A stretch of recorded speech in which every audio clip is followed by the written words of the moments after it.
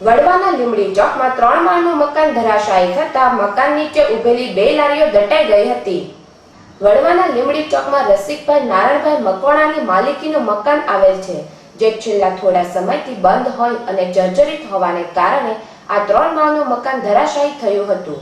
આ મકાનની નીચે એક પાનની લારી અને શાકભાજીની લારી નિયમિત ઊભી રહે છે, જ્યારે મકાન ધરાશાયી થતા કાટમાળ લારીઓ પર પડતા બંને લારી દબાઈ ગઈ હતી, જેની જાણ ફાયર બ્રિગેડને કરતા ફાયર કર્મીઓએ દોડી આવી કાટમાળ દૂર કર્યો હતો, જ્યારે આ બનાવમાં કોઈ પણ પ્રકારની જાનહાનિ થવા પામી ન હતી।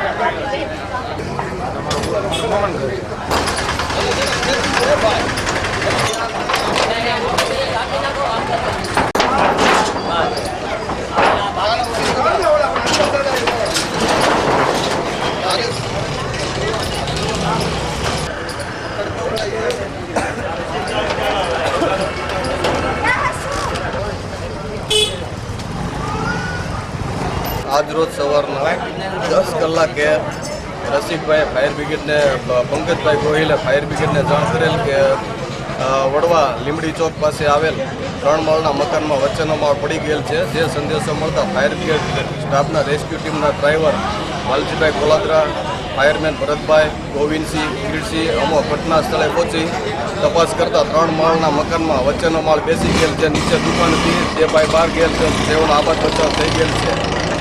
આ સંદેશો મળતા અમારા ફાયર બ્રિગેડ સ્ટાફે જે ઈમલો હટાવવાનો હતો હટાવી લીધેલ અને આ કામગીરીમાં એના કોર્પોરેટર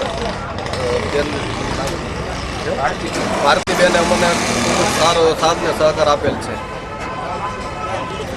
રસિકભાઈ નારણભાઈ મકવાણા નુકસાની થઈ છે અને મકવાણાનો ડેલો કહેવાય છે। આમાં કઈ નુકસાની થઈ છે? નુકસાનીમાં નીચે એક દુકાન હતી, બહાર લારી રાખેલી હતી, દબાઈ ગયેલ છે અને નીચે એક પાનની દુકાન હતી, એ પણ દબાઈ ગયેલ છે। જે ઈમલો જે હટાવવા જેવો હતો હટાવી નાખ્યા ફાયર બ્રિગેડ સ્ટાફ।